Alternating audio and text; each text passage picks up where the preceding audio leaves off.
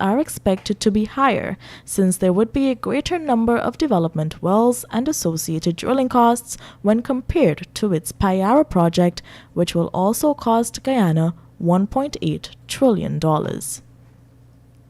Moving on, we now tell you that the Speaker of the National Assembly, Mansour Nadir, has finally approved a motion by opposition MP David Patterson on the controversial $900 million gas ashore project submitted 75 days ago, but not before removing a number of critical resolved clauses. Clerk of the National Assembly, Mr. Sherlock Isaacs, informed Patterson that the Speaker has approved the motion to be published on the notice paper. In his motion, Patterson asked that the gas ashore project's final decision be put on hold until the Parliamentary Sectoral Committee on Natural Resources presents its report to the Assembly for debate and approval.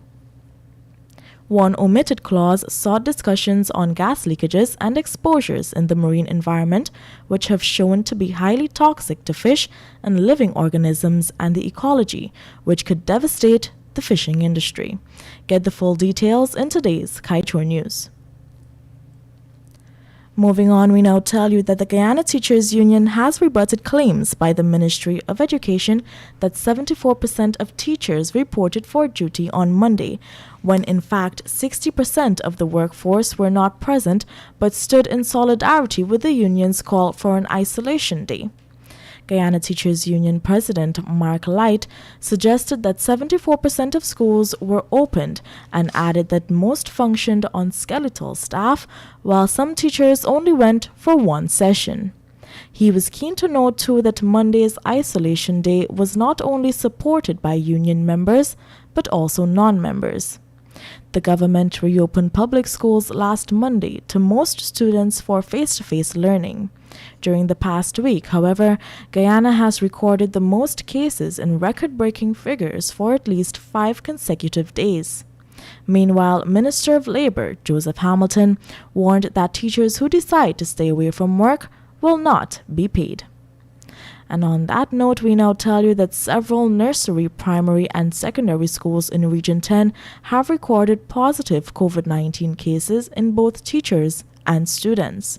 Some of these schools have since been closed, while some remain open. For those that remain open, teachers have advised parents not to send their children to school. This was revealed by Chairman of the Guyana Teachers Union Region 10 chapter, Alistair Fraser. Based upon data collected, Alistair said at least 5 schools have recorded positive cases. It is on this basis the GTU has demanded that face-to-face learning be suspended and has marked Monday as Isolation Day. In other stories, we now tell you that according to Minister within the Ministry of Public Works, Deodat Indar, in 2021, a number of roads in regions 1, 7, 8, 9, and 10 were rehabilitated and constructed by the government to a tune of $2.1 billion. The minister said some major works were done last year on these roads because some were either destroyed by heavy rainfall or by heavily loaded trucks. In Region 1, Minister Indar noted that roads were constructed with concrete, a move taken by the ministry to move away from laterite roads. Similar to that, laterite roads in Region 7 were also maintained because these were roads destroyed by severe flooding. As it relates to Region 8, Indar noted that works were done on the Denham Bridge and culverts around the area. Further rehabilitation of roads was done in Region 9 from Letham to Ishalton, while upgrading of asphaltic roads was done between Letham to St. Ignatius. Time check for you, 12 hours 9. We will return with more news for you shortly.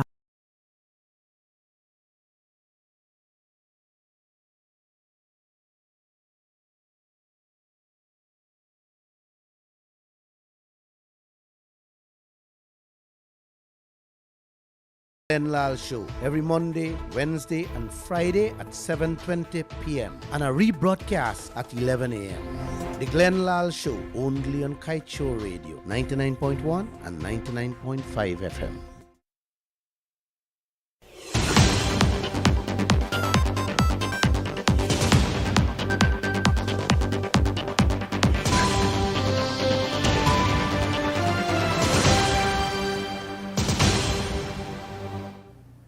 We're back with more news in detail, and we now tell you that during the opening of tenders at the MPTAP office on Tuesday, it was revealed that CT Williams Technology Inc. was the only company to place a bid for the supply and installation of an air conditioner system at the forensic laboratory. The company submitted a financial proposal of $37.9 million to supply and install VFR and split air conditioner systems. According to Home Affairs Minister Robeson Ben, the project will see the installation of air conditioning systems for the Guyana Forensic Science Laboratory. In other stories, we tell you that the Attorney General and Minister of Legal Affairs, Anil Nanlal, is moving to the Caribbean Court of Justice to challenge Guyana's Court of Appeal decision that it has jurisdiction to entertain an appeal filed in relation to the dismissed election petition case. Last January 18th, Chief Justice Roxanne George Wiltshire had thrown out an election petition case. However, the matter was appealed, and Guyana's appellate court last December 21st, in a majority decision, ruled that it has jurisdiction to hear an appeal challenging the decision of the acting Chief Justice. Since then, the Attorney General and others had requested a stay on the court's decision, since they have intentions of moving to the CCJ over the court's ruling. Moving on, following a strong rebound in 2021, the global economy is entering a pronounced slowdown amid fresh threats from COVID-19 variants and a rise in inflation, debt, and income inequality that could endanger the recovery in emerging and developing economies. This is according to the World Bank's latest Global Economic Prospects report. Global growth is expected to decelerate markedly from 5.5% in 2021 to 4.1% in 2022, and 3.2% in 2023 as pent-up demand dissipates and as fiscal and monetary support is unwound across the world. The rapid spread of the Omicron variant indicates that the pandemic will likely continue to disrupt economic activity in the near term, the World Bank said. And finally, economist and civil society member Ramon Gaskin is urging that the Speaker of the National Assembly mend his ways and be more democratic in his stewardship of the House. Gaskin joined with the parliamentary opposition in criticizing the Speaker of the National Assembly, Mansour Nadir, for his behavior. In citing examples where he believes Nadir did not act in an impartial way, Gaskin said he was annoyed when the Speaker did not allow the request by the opposition to discuss the COVID-19 pandemic and the government's response. Nadir had said that he did not find it to be a matter of urgency. In offering yet another example, the economist noted that enough time was not granted for the proper consideration of the NRF Act, given that the bill was tabled a mere 13 days before it came up for debate on December 29, 2021. We now turn your attention to page 7 of the Kaieteur News, dedicated to being blunt.